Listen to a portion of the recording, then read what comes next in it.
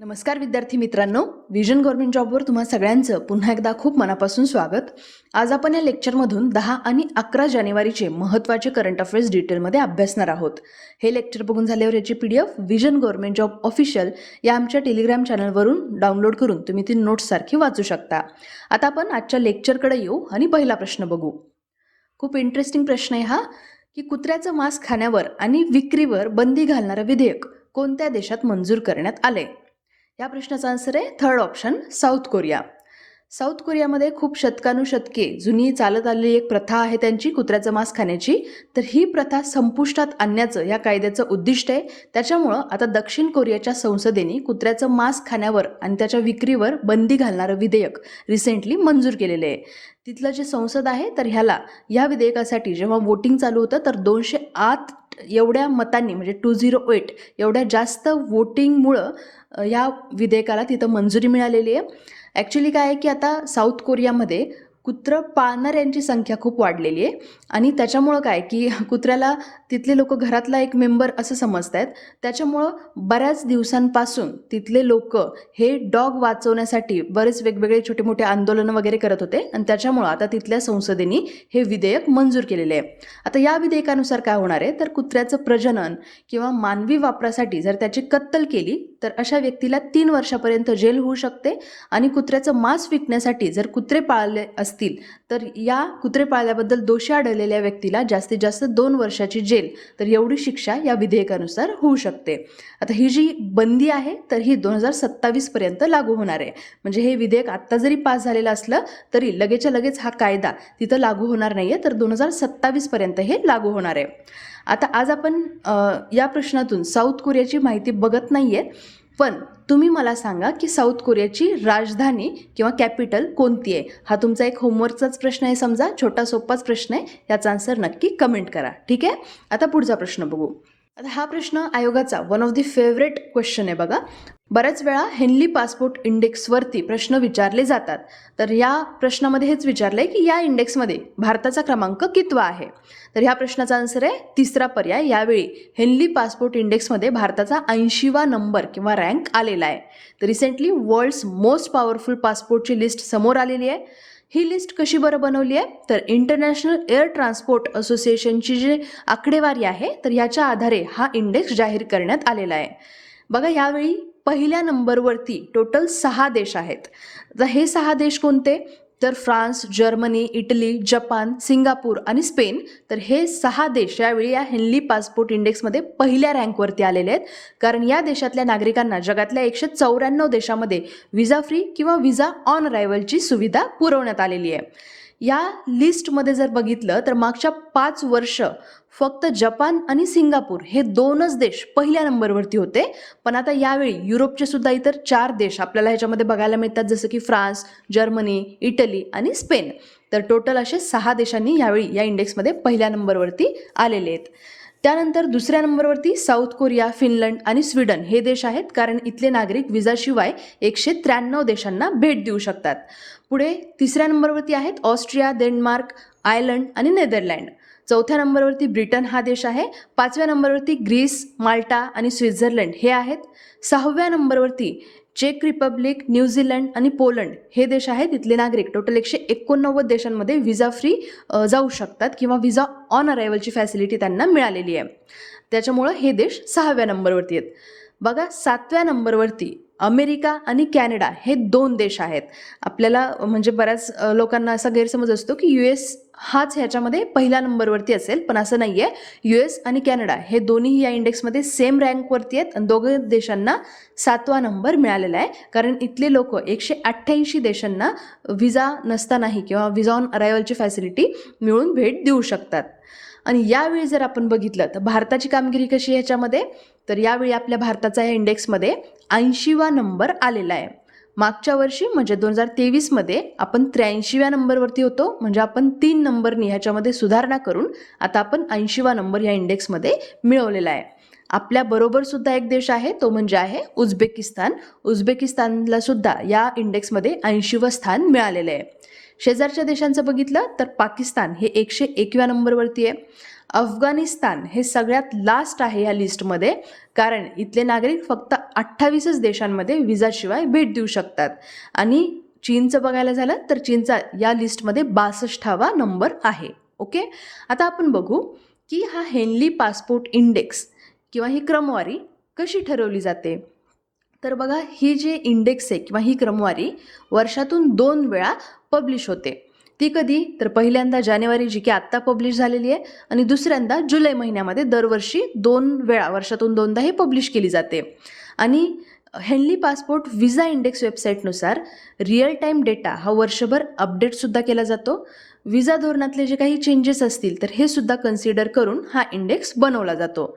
एखाद्या देशाचा पासपोर्ट धारक आधीच विजा न घेता किती देशांमध्ये प्रवास करू शकतो या बेसिसवरती ही रँकिंग ठरवली जाते. म्हणजे काय असतं बघा, की समजा एखाद्या व्यक्तीला जर दुसऱ्या देशाला व्हिजिट करायचं असेल तर 2 गोष्टी असतात. एक म्हणजे पासपोर्ट आणि दुसरं असतं व्हिजा. पासपोर्ट म्हणजे काय, आता समजा मला एखाद्या फॉरेन कंट्रीला जायचं आहे, तर मी भारताकडून मला पासपोर्ट मिळत असतो. पण व्हिजा ही अशी गोष्ट आहे की मी ज्या देशात जाणार आहे तर त्या देशाची परमिशन म्हणजे असतो व्हिजा. आता हे व्हिजा ऑन अरायव्हल आत्ता आपण बघितलं होतं बघा, किंवा व्हिजा फ्री एंट्री म्हणजे काय, तर व्हिजा अजिबात लागत नाही का, तर असं नसतं. समजा मला जपानमध्ये जायचं आहे, तर अशा वेळी काय करायला लागतं, मला पहिल्यांदा पासपोर्टवरती आपल्या गव्हर्नमेंटची साईन किंवा स्टॅम्प वगैरे घ्यावा लागतो. आणि दुसरं म्हणजे जपानचा व्हिजा म्हणजे काय, तर त्या देशाची परमिशन, की मग मी जर त्यांनी मला व्हिजा दिला तर मी त्या देशामध्ये जाऊन व्हिजिट करू शकते. पण ज्या देशामध्ये आपल्याला व्हिजा फ्री एंट्री आहे, तर अशा देशामध्ये कसं असतं, तर आपण डायरेक्टली त्या देशामध्ये लँड झाल्यानंतर सुद्धा तिथं सुद्धा त्यांची परमिशन म्हणजे व्हिजावरती स्टॅम्प वगैरे घेऊ शकतो. तर त्याला व्हिजा ऑन अरायव्हल असं म्हणतात. किंवा ह्या देशांना आपण म्हणजे व्हिजा फ्री एंट्री असं आपण त्यांना कन्सिडर करतो. म्हणजे आपल्याला जर अशा देशांमध्ये जायचं असेल की जिथं आपल्याला व्हिजा ऑन अरायव्हल आहे किंवा व्हिजा फ्री एंट्री आहे, म्हणजे काय, तर आपल्याला आधीच व्हिजा घ्यायची गरज लागत नाही, पण व्हिजा घ्यावा लागतोच. ठीक आहे, तर पासपोर्ट आणि व्हिजा हे काय प्रकार आहे तुम्हाला समजलं असेल. तर आता पुढचा प्रश्न बघू. फ्रान्सचे नवीन पंतप्रधान म्हणून कोणाची नियुक्ती करण्यात आली आहे. या प्रश्नाचा आन्सर आहे फर्स्ट ऑप्शन, गॅब्रियल ॲटल. आपण ऑलरेडी 5-6 महिन्यापूर्वी गॅब्रियल ॲटल यांच्यावरती एक प्रश्न बघितला होता. तो काय प्रश्न होता बरं, तर ते पहिले ओपन म्हणजे खुलेआम सांगणारे समलिंगी अधिकारी होते. फ्रान्सचे शिक्षण मंत्री म्हणून सुद्धा त्यांनी काम केलेले आहे गॅब्रियल ॲटल. आणि आता सध्याचे जे फ्रान्सचे राष्ट्राध्यक्ष आहेत इमॅन्युअल मॅक्रॉन यांनी गॅब्रियल ॲटल यांची फ्रान्सचे नवीन पंतप्रधान म्हणून नियुक्ती केलेली आहे. ते फक्त पहिले समलिंगी खुलेआम समलिंगी अधिकारीच नाही, तर फ्रेंचच्या हिस्ट्रीतले आत्तापर्यंतचे सगळ्यात तरुण पंतप्रधान आहेत. फक्त 34च वय आहे त्यांचं. गॅब्रियल ॲटल हे नाव लक्षात ठेवा. पंतप्रधान व्हायच्या आधी त्यांनी देशाचे शिक्षण मंत्री म्हणून सुद्धा काम केलेले आहे. यापूर्वी पंतप्रधान कोण होतं, तर एलिझाबेथ बोर्न यांनी रिसेंटली राजीनामा दिला होता. म्हणजेच आता ह्या माजी पंतप्रधान आहेत एलिझाबेथ बोर्न, यांची जागा आता गॅब्रियल ॲटल हे घेणार आहेत. ठीक आहे, या प्रश्नाच्या माध्यमातून थोडक्यात आपण फ्रान्सचा मॅपसुद्धा अभ्यासून घेऊ. इथे बघा, हा आहे पूर्ण युरोप खंड. ह्याच्यामध्ये हा जो ब्ल्यू कलरचा देश आहे हा आहे फ्रान्स. थोडासा स्टार सारखा दिसतो हा ह्याचा शेप. इथे ह्याच्यात जर आपण पूर्वेकडे बघितलं तर इथे आहे बघा बेल्जियम. हा जो छोटासा व्हाईट डॉट आहे हे लक्झेंबर्ग नावाचा देश आहे. त्याच्यानंतर इथे पूर्वेकडे आपण बघितलं तर इथे बघा आहे जर्मनी, त्याच्या खाली स्वित्झर्लंड, मोनॅको, इटली हे देश आपल्याला दिसतात. खाली जर आपण दक्षिणेकडे बघितलं तर भूमध्य समुद्र म्हणजे मेडिटेरेनियन सी आहे, आणि इकडं स्पेन आहे. पश्चिमेला बे ऑफ बिस्गे आहे, इथं आपण बघू शकतो. याच्या उत्तरेला इंग्लिशची खाडी आहे, इंग्लिश चॅनल म्हणतात. आणि ह्याला इंग्लिश चॅनल म्हणण्याचं कारण म्हणजे ह्याच्यावरती जर आपण बघितलं तर इंग्लंड, स्कॉटलँड, आयर्लंड तर हे देश आपल्याला इथे बघायला मिळतात. ठीक आहे, फ्रान्सची राजधानी आहे पॅरिस, तिथलं चलन आहे युरो. आता पुढचा प्रश्न, उत्तर प्रदेश सरकार कोणत्या शहरात 25,000 घरांवर सोलर रूफटॉप बसवण्याची योजना आखत आहे. ह्या प्रश्नाचा आन्सर आहे फर्स्ट ऑप्शन, वाराणसी. तर रिसेंटली यूपीच्या सरकारने वाराणसीमध्ये 25,000 घरांवरती सोलार रूफटॉप बसवण्याची घोषणा केलेली आहे. या उपक्रमासाठी केंद्र आणि राज्यांचा वाटा किती असणार आहे, तर केंद्र जवळपास 150 कोटींचा खर्च करणार आहे आणि राज्य सरकार 75 कोटींचा खर्च हे ह्या प्रोजेक्टसाठी करणार आहे. आता हे असं का बरं करतायत, तर शाश्वत ऊर्जा पद्धतीचा प्रचार करण्यासाठी, त्याचा अवलंब करण्याच्या उपक्रमाचाच एक भाग म्हणून यूपी सरकारने ही घोषणा केलेली आहे. ह्याच्यामुळं काय तर स्थापित केले जाणारे जे सोलार सिस्टीम आहेत तर हे ऑन ग्रीड प्रकारचे असतील. म्हणजे काय तर जी प्रोड्यूस झालेली इलेक्ट्रिसिटी आहे, समजा एखाद्या घरांवरती खूप जास्त इलेक्ट्रिसिटी बनतीये, जेवढा की त्या घरामध्ये वापर होत नाहीये, तर अशा एक्स्ट्रा जी लाईट आहे, जी इलेक्ट्रिसिटी आहे, तर ही कलेक्ट केली जाणार आहे. त्याच्यामुळं त्यांचे जे वीज बिल आहे तर ह्याच्यामध्ये सुद्धा त्याची ॲडजस्टमेंट केली जाईल. म्हणजे काय तर ह्या सोलार सिस्टीमला ऑन ग्रीड प्रकारातली सोलार सिस्टीम असं म्हणतात. ठीक आहे. आता पुढचा प्रश्न, व्हायब्रंट गुजरात जागतिक शिखर परिषद 2024ची संकल्पना काय आहे? या प्रश्नाचा आन्सर आहे third option, gateway to the future. तर या वर्षीची ही जी व्हायब्रंट गुजरात जागतिक शिखर परिषद झाली, गांधीनगर गुजरातमध्ये झालेली आहे. तर ही या परिषदेची 10वी आवृत्ती होती, लक्षात ठेवा. आणि यावेळेसच्या या 10व्या आवृत्तीची संकल्पना होती गेटवे टू द फ्युचर. या कार्यक्रमामध्ये बऱ्याच देशांचे जागतिक नेते हे सुद्धा उपस्थित होते. फॉर एक्झाम्पल UAEचे राष्ट्राध्यक्ष मोहम्मद बिन जायद अल नाह्यान हे सुद्धा होते.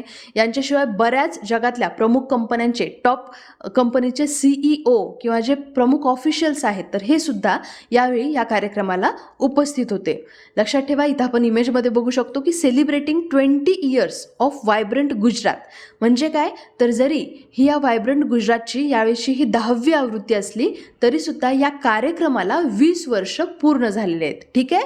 आणि हा कार्यक्रम कुठं झालेला आहे तर गुजरातमध्ये गांधीनगर या ठिकाणी 10 ते 12 जानेवारी या पिरियडमध्ये हा कार्यक्रम झालेला आहे. ठीक आहे. आता पुढचा प्रश्न, कोणते शहर युनेस्कोच्या जागतिक वारसा समितीचं सत्र 2024मध्ये आयोजित करेल? हा प्रश्न खूप महत्त्वाचा आहे, कारण भारत पहिल्यांदाच या समितीचं नेतृत्व करणार आहे. आणि ही जी समितीचं सत्र आहे तर हे आपल्या भारतात नवी दिल्ली या ठिकाणी आयोजित होणार आहे. कधी तर 2024मध्ये 21 जुलैपासून ते 31 जुलैपर्यंत, म्हणजे जवळपास 10 दिवसांच्या पिरियडमध्ये नवी दिल्ली इथं आपला भारत युनेस्कोच्या या जागतिक वारसा समितीचं अध्यक्ष आणि यजमानपद भूषवणार आहे. लक्षात ठेवा, भारत पहिल्यांदाच या समितीचं नेतृत्व करते. ॲक्च्युली आपल्या भारतानेच प्रस्ताव दिला होता की या समितीचं अध्यक्षपद किंवा यजमानपद भूषवण्यासाठी. त्यानंतर युनेस्कोच्या महासंचालकांसोबत सल्लामसलत केल्यानंतर 2023मध्ये युनेस्कोच्या 19व्या असाधारण अधिवेशनामध्ये हा निर्णय घेण्यात आला आहे की या वर्षीचं जे अध्यक्षपद आहे समितीचं तर हे आपल्या भारताकडं आलेलं आहे. तुम्हाला माहितीच असेल की युनेस्को म्हणजे United nations educational, scientific and cultural organisation असतं, ह्याचा फुल फॉर्म आहे हा. तर ही UNचीच एक स्पेशल एजन्सी आहे. हिचा उद्देश काय तर शिक्षण, कला, विज्ञान आणि संस्कृतीमध्ये आंतरराष्ट्रीय सहकार्याद्वारे जागतिक शांतता आणि राष्ट्रीय सुरक्षेला प्रोत्साहन देणं हाच याचा उद्देश आहे. आणि या समितीबद्दल सांगायचं तर युनेस्कोची जागतिक वारसा समिती ही वर्षातून एकदा बैठक घेते, ज्याच्यामध्ये 21 सदस्य देशांचे प्रतिनिधी सुद्धा त्या बैठकीला उपस्थित असतात. आणि युनेस्कोच्या जागतिक वारसा स्थळांची जी लिस्ट आहे तर ह्याच्यामध्ये अजून काही ठिकाणं ॲड करायची आहेत की नाही तर असे काही डिसिजन्स या समितीमध्ये किंवा या बैठकीमध्ये घेतले जातात. ठीक आहे. आता पुढचा प्रश्न, स्वच्छ सर्वेक्षण 2023 पुरस्कारांमध्ये कोणत्या 2 शहरांना स्वच्छ गंगा शहरे पुरस्कार मिळाला आहे? याचा आन्सर आहे फर्स्ट ऑप्शन, वाराणसी आणि प्रयागराज. हे खूप अचिव्हमेंटच म्हणता येईल UPसाठी. तर रिसेंटली वाराणसी आणि प्रयागराज या UPच्या 2 शहरांना स्वच्छ गंगा टाउन्स तर हा पुरस्कार मिळालेला आहे. ॲक्च्युली फक्त देशातल्या 13च शहरांना हा राष्ट्रीय पुरस्कार मिळालेला आहे, ज्याच्यामध्ये स्वच्छ गंगा टाउन्स तर हे पुरस्कार वाराणसी आणि प्रयागराज या 2 ठिकाणांना मिळालेले आहेत. वाराणसी आणि प्रयागराज या 2 शहरांशिवाय UPमधल्या बऱ्याच इतर शहरांनी सुद्धा यावेळेच्या या स्वच्छ सर्वेक्षण 2023 या अहवालामध्ये चांगली कामगिरी केलेली आहे. जसं की नोएडाला सुद्धा 5 स्टार रेटिंग मिळालेले आहे. याच्याशिवाय गाझियाबाद, अलीगड, आग्रा, फिरोजाबाद, लखनौ, कानपूर, झाशी, गोरखपूर तर अशा बऱ्याच शहरांनी सुद्धा स्वच्छ सर्वेक्षण अहवालामध्ये चांगली कामगिरी UPमधून केलेली आहे. ठीक आहे. आता पुढचा प्रश्न, भारतीय संशोधन केंद्र अंटार्क्टिकाच्या कोणत्या प्रदेशात आहे? या प्रश्नाचा आन्सर आहे चौथा पर्याय, लार्सेमन हिल्स. एकदा वाचल्यानंतर हा प्रश्न GKचा वाटू शकतो, पण असं नाही आहे, हा करंटचा प्रश्न आहे. हा प्रश्न घेण्यामागचं कारण म्हणजे रिसेंटली बांगलादेश आणि मॉरिशसचे शास्त्रज्ञ आपल्या भारताच्या अंटार्क्टिक मोहिमेमध्ये सामील झालेले आहेत. तर बघा, आपलं भारतीय संशोधन केंद्र हे अंटार्क्टिकाच्या लार्सेमन हिल्स या प्रदेशामध्ये वसलेले आहे. हा जो प्रदेश आहे तर हा तिथल्या अद्वितीय परिसंस्थेसाठी ओळखला जातो आणि हा अंटार्क्टिकाच्या पूर्व भागामध्ये बघायला मिळतो, लार्सेमन हिल्स. हे जे स्टेशन आहे तर हे आपले भारत, मॉरिशस, बांगलादेश यासोबतच वेगवेगळ्या देशांद्वारे केलेल्या वैज्ञानिक संशोधनांसाठी आधार म्हणून काम करत असतं. आता हे आपल्या भारताचं स्टेशन असून सुद्धा बाकीच्या देशाचे सायंटिस्ट किंवा मॉरिशस आणि बांगलादेशमधले सायंटिस्ट सुद्धा ह्याच्यामध्ये कसं काय आले, तर बघा, शास्त्रज्ञांचा सहभाग हे कोलंबो सुरक्षा परिषद उपक्रमाचाच एक भाग आहे, ज्याच्यामध्ये ध्रुवीय विज्ञानातील सहयोगी संशोधनाचा समावेश आहे. आणि त्याच्यामुळं आता मॉरिशस आणि बांगलादेशमधले सुद्धा शास्त्रज्ञ येऊन इथं ह्याच्यामध्ये आपल्याला जॉईन झालेले आहेत. मग आता हे सायंटिस्ट काय करणार आहेत, तर भारती या आपल्या संशोधन केंद्रामध्ये ते 3-4 महिने घालवतील. त्या कंडिशनमध्ये सायंटिस्ट काम करतील. ओके. आता पुढचा प्रश्न, कोणत्या संस्थेने उग्रम ही स्वदेशी असॉल्ट रायफल सुरू केलेली आहे? या प्रश्नाचा आन्सर आहे सेकंड ऑप्शन, DRDO म्हणजे संरक्षण संशोधन आणि विकास संस्था. तर रिसेंटली एक स्वदेशी बनावटीची मॉडर्न अशी असॉल्ट रायफल जिचं नाव आहे उग्रम, ह्याचं लॉन्चिंग केलेलं आहे DRDOने. तर सशस्त्र दल, निमलष्करी दल आणि राज्य पोलीस संस्थांच्या ज्या वेगवेगळ्या ऑपरेशनमध्ये आता ह्या असॉल्ट रायफलचा यूज आपल्याला इथून पुढं केलेला बघायला मिळू शकतो. उग्रमबद्दल सांगायचं तर 7.62x51 मिलीमीटर कॅलिबरची रायफल आहे ही, जिचं नाव आहे उग्रम म्हणजेच उग्र. तर DRDOच्या पुणे स्थित सुविधा armament research and development establishment म्हणजेच ARDEनं हैदराबादमध्ये असलेल्या द्वीपा आर्मोर इंडिया प्रायव्हेट लिमिटेडच्या मदतीनं या रायफलला डेव्हलप केलेलं आहे. आता DRDOबद्दल पण या प्रश्नाच्या माध्यमातून जाणून घेऊ आपण. DRDO म्हणजेच संरक्षण संशोधन आणि विकास संघटना आहे ही, जी की लष्करी संशोधन आणि विकासासाठी जबाबदार आहे आणि ही याच्यासाठी जबाबदार असलेली भारताची एक प्रमुख अशी संस्था आहे. DRDOची स्थापना 1958 मध्ये झालेली आहे. DRDO बघा, आपल्या भारत सरकारच्या संरक्षण मंत्रालयाच्या संरक्षण संशोधन आणि विकास विभागाच्या अंतर्गत काम करत असते.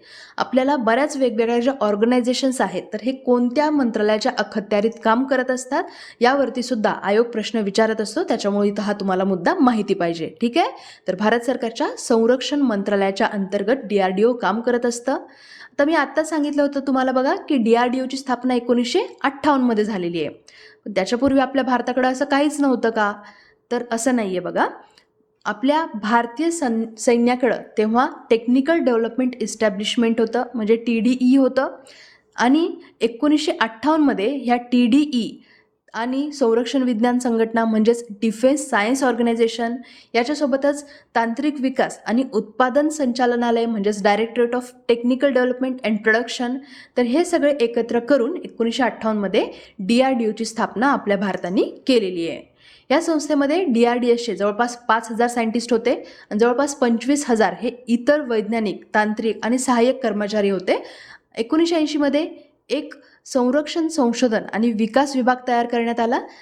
त्यानंतर DRDO आणि त्याच्या जवळपास 30 प्रयोगशाळा आणि त्यांच्या आस्थापनांचं व्यवस्थापन करायला सुरुवात केली आणि हे सगळं विलिनीकरणानंतर लॅबची जी टोटल संख्या आहे ही DRDOकडं 52 एवढी जास्त झालेली आहे. ठीक आहे.